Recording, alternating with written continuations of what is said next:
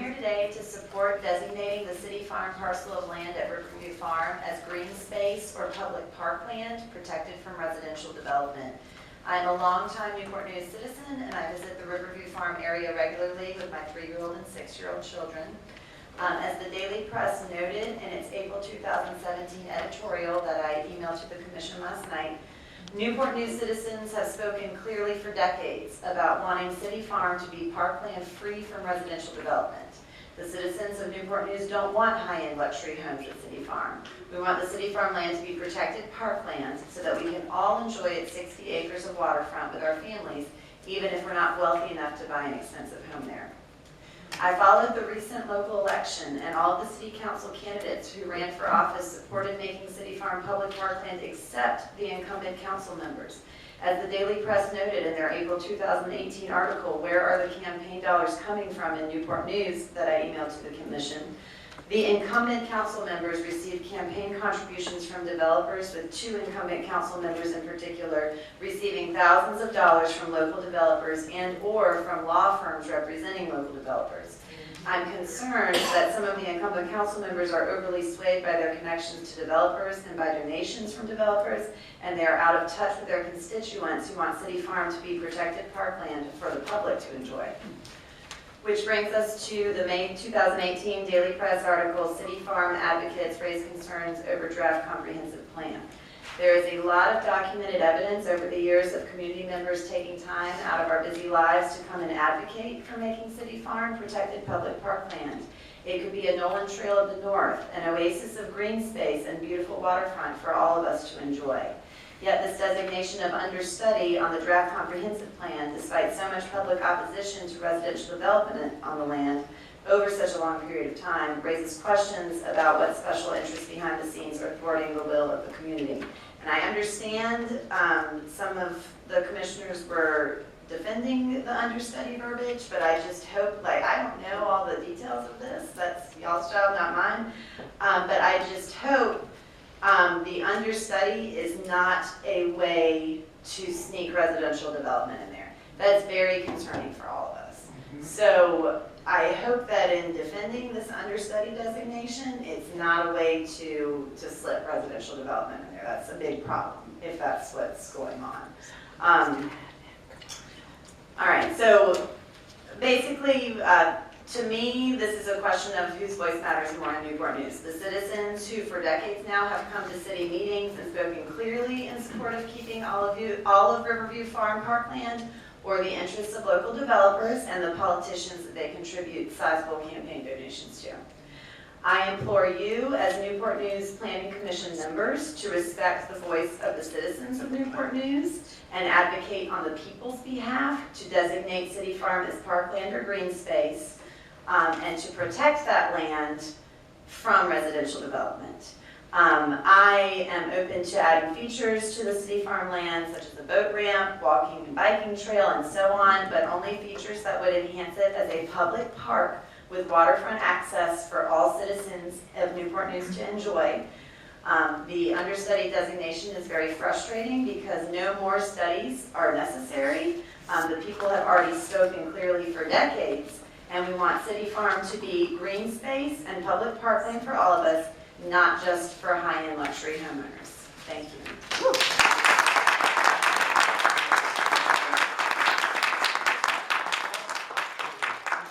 Trying to get some clarification on some of the, devil is in the details sometimes. What I want to do is, thank you for, I think seeing, as we go through the process,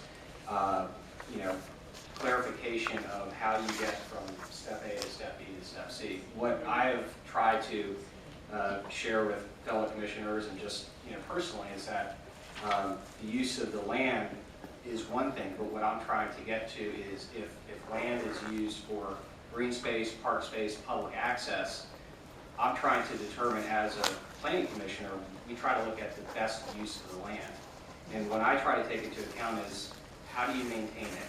How do you preserve it? How do you create the infrastructure and the safety so that when people come in and use it, this, the resources are there, the stream of income is there. Mr. Newell, who spoke about some type of development short of any residential, I think is very astute, because for people to use land, there's still an expense side that needs to be addressed. And so I think what we would be is short-sighted if we just From y'all that there's not going to be residential development on that land.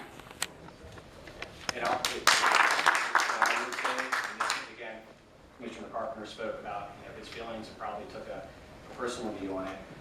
What I try to avoid is making any decisions that boxes something in. And I know you're saying, because again, what I'm trying to go back to is, what is the best use of the land? Are there ways to go ahead But and I make sure think we that... could all agree, we could all agree that residential is not the best use. Do you know? Nobody wants big And houses. I agree. It's not really at this time what we are debating. Okay, But I think that's what we're all here for, and I is to make understand sure that. there's not residential development. And I understand and I appreciate that, but I've stepped forward to go on the record to say, without question, as a resident, as a father, I want to make sure that there is land available for my family to enjoy, my children to enjoy, and for everyone else here to enjoy.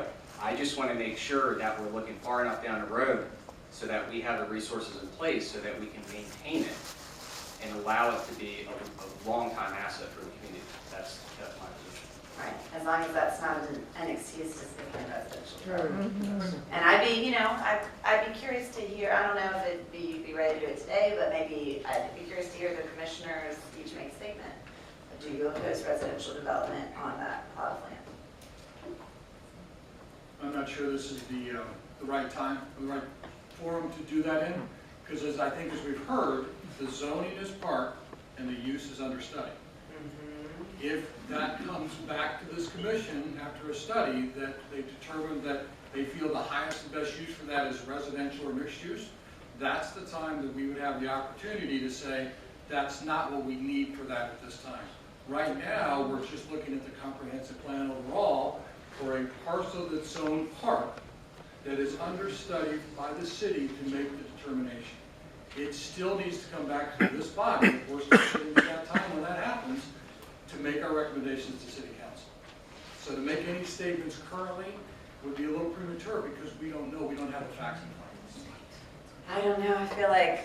That's why we're all here. That's why we're all here. This is like blowing my mind. Yes. Sheila, can I ask you a question?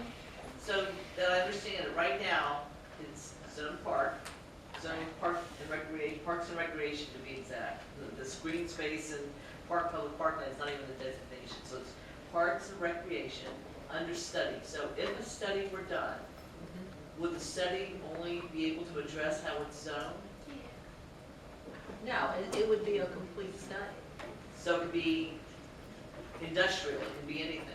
I mean, they could study it for any use. Yeah, that would probably not be the only side. It'd probably be all of that waterfront over to the Mitchell Marina, all of that little area right there. I'm sure I'm Because it's just all talking. listed, yeah. Yeah, but I'm sure all of that would be included. But it would have to be studied as how the land use is? Or Yeah, could it be it would be studied based on the highest and best use. If that highest and best use is park, maybe the study would come back with park, identifying it as park. And then what we would do, if that plan is adopted, it would change the land use to whatever that land use is. So remove the understudy, remove it. So could you then have the land use in conflict with the zoning? Well, the zoning is park, it depends on what the study comes back to be. But if the study came back as residential, how does that impact the zoning? It still would not impact the zoning, you'd still have to rezone the property. That's what I wanted to say. So that's exactly our concern, that can't you say understudy as how to use it for a park? Yeah. Just do that and it'd be solved. It sounds like you're building in wiggle room to make it whatever you want and not be a park. That's why we're all here. Mr. Carpenter? Yes, just one quick point regarding your word choice. It's important that you hear this from us and that the people here hear it as well. Nothing is going to be, your word was sneak, nothing is going to be sneaked in.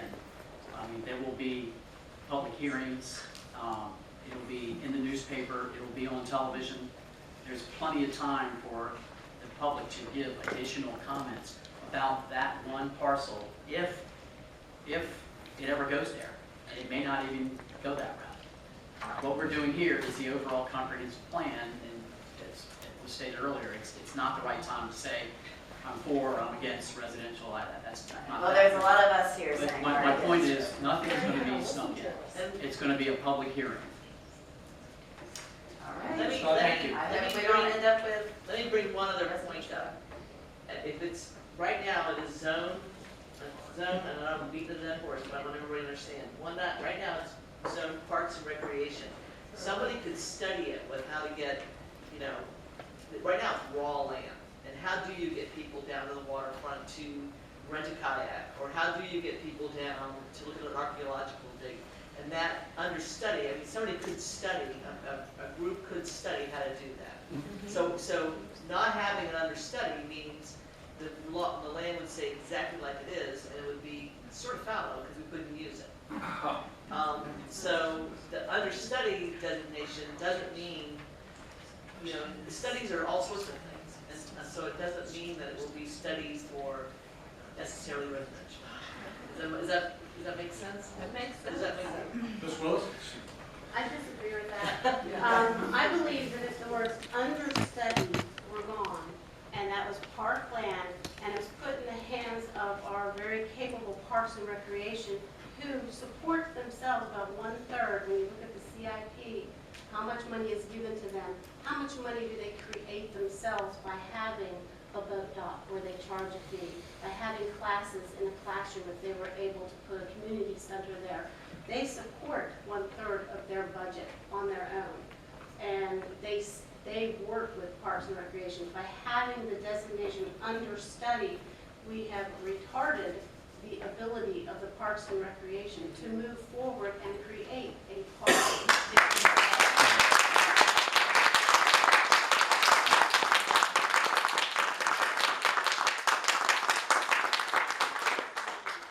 That we're not allowing Parks and Recreation to do what Parks and Recreation is capable of doing.